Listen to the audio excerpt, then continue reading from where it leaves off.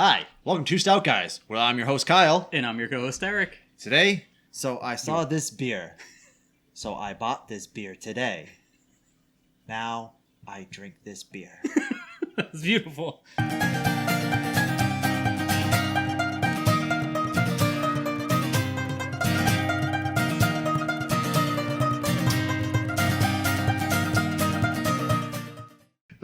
we're going to be starting out in California with Almanac Beer Company.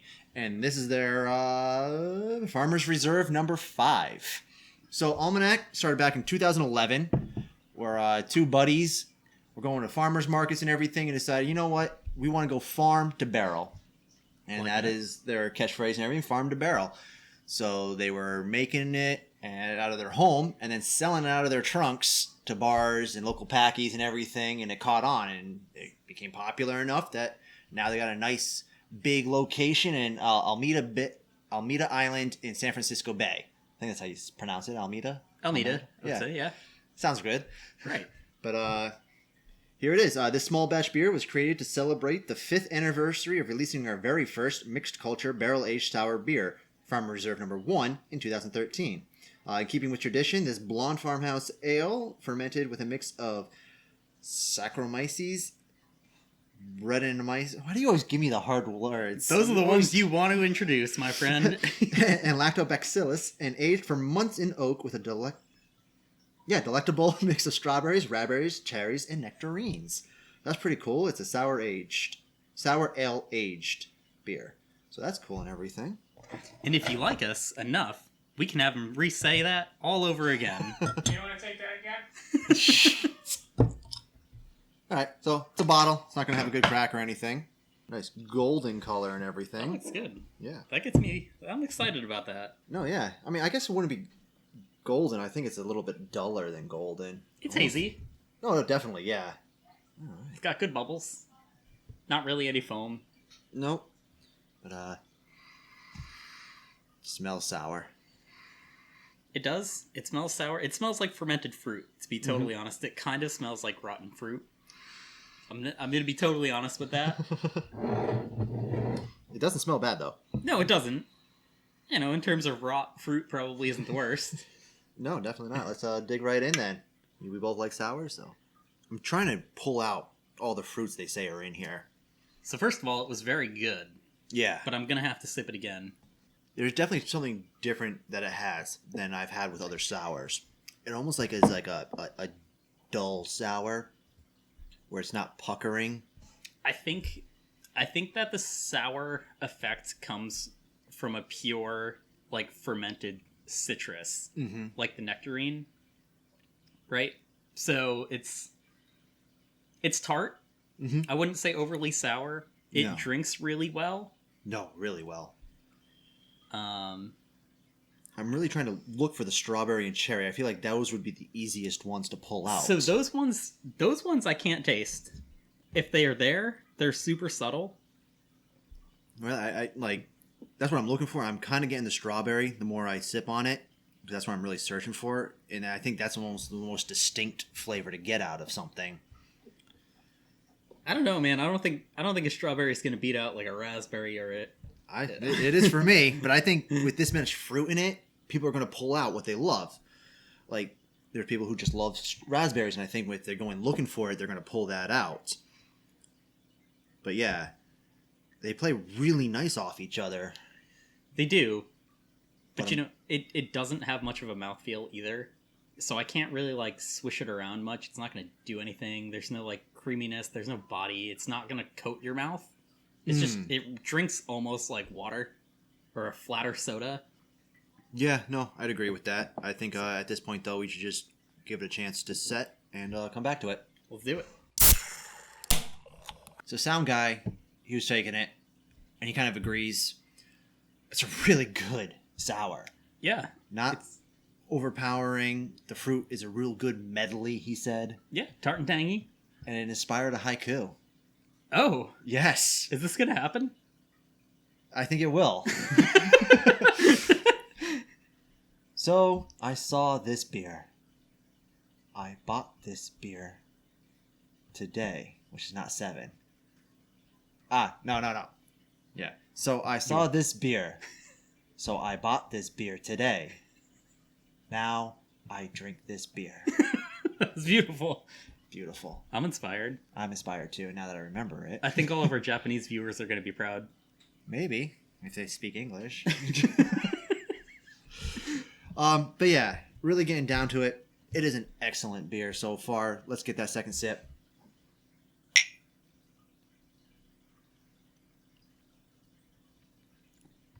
So I went into that with a bigger sip. So did I.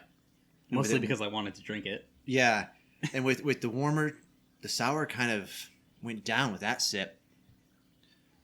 I'm still getting the strawberry. You know how you take like a dehydrated strawberry slice and you put it on your tongue? I do. It's kind of that.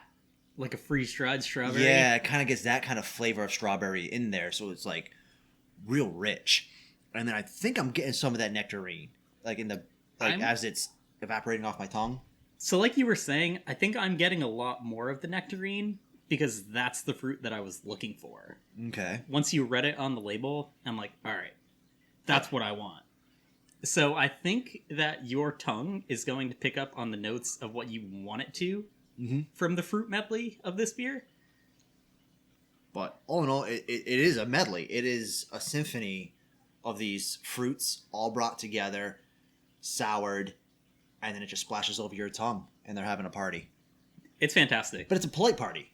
It It's like your neighbor in an apartment, and they're having a party. You don't even know they're having a party. It's that polite. So it really is. Are you saying it's one that you're not invited to? Probably, because on that note,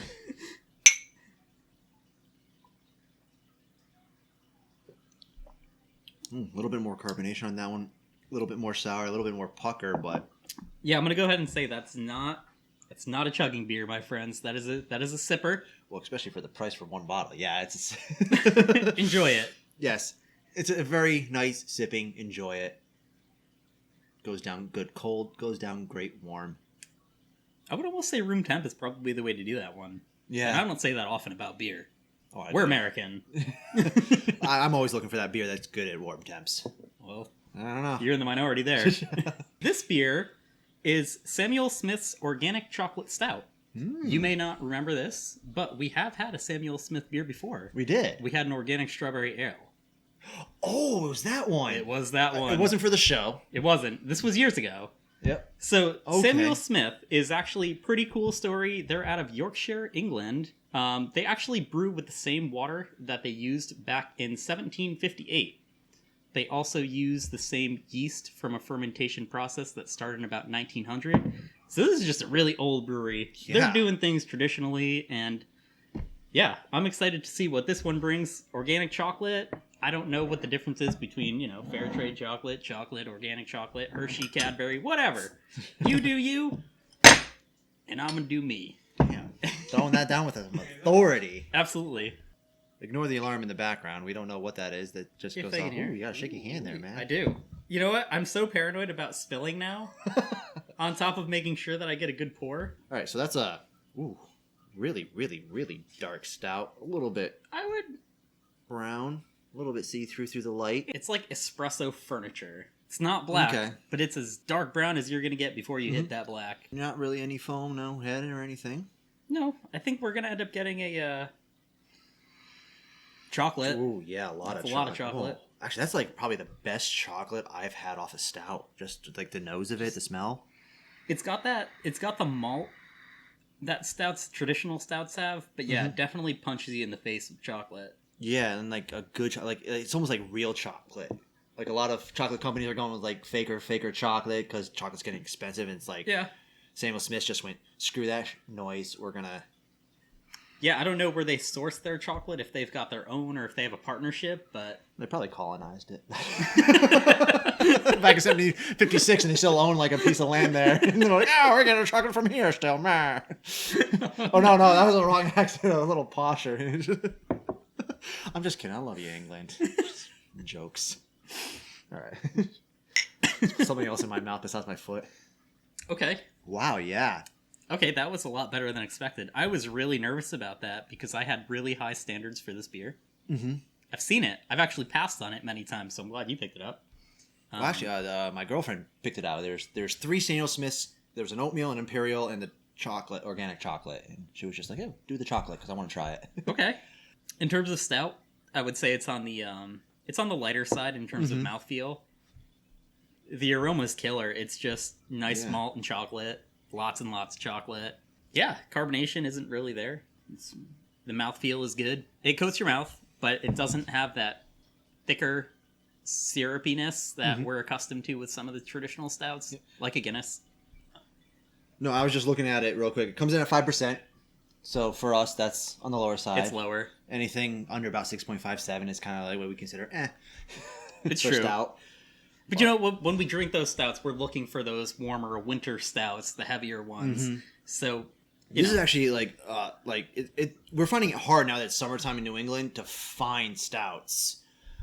So this is actually a really nice summer stout, I would say. It's a little bit lighter than it doesn't sit heavy in the stomach like another stout, but yeah, I agree with that for sure.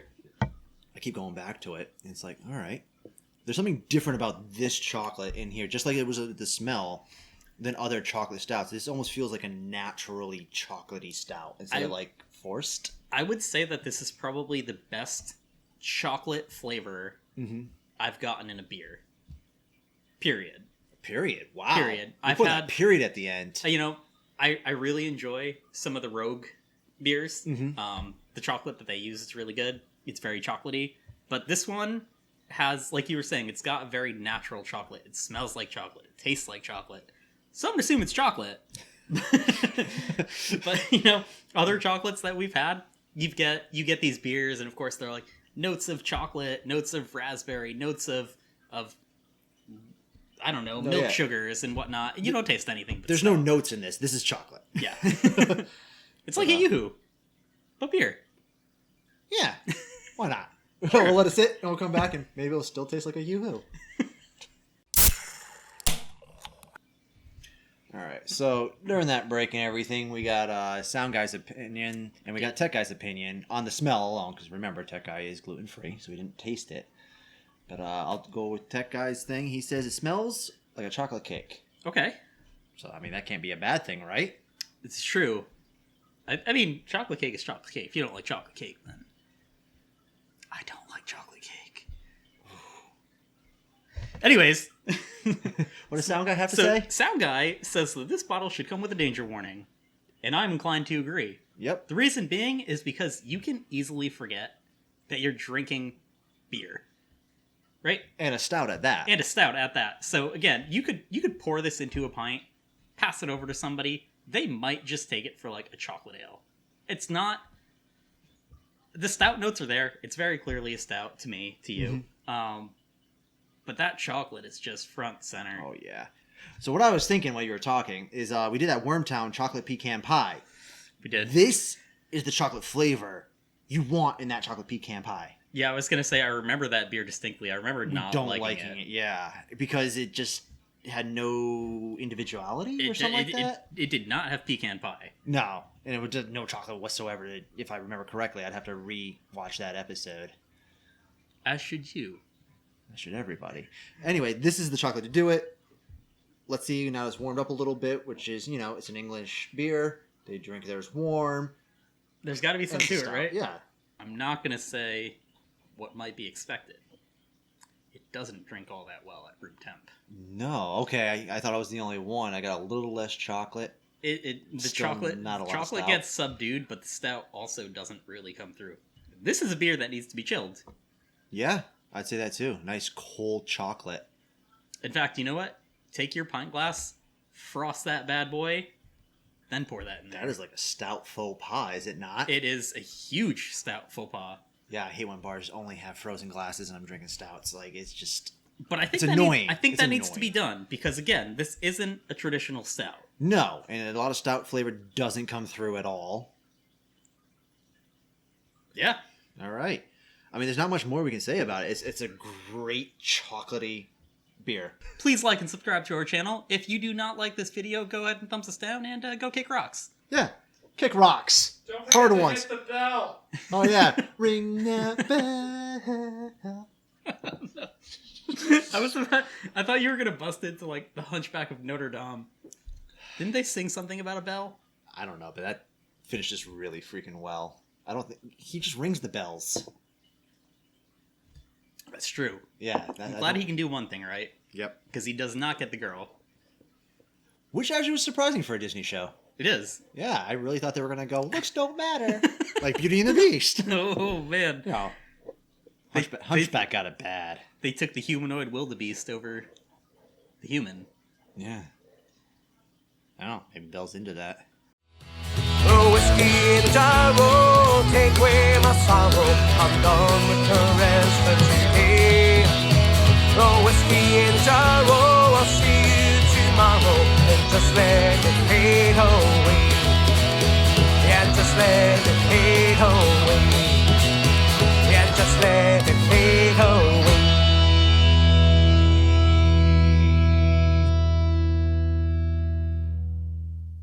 He's probably packing heat. Oh, probably.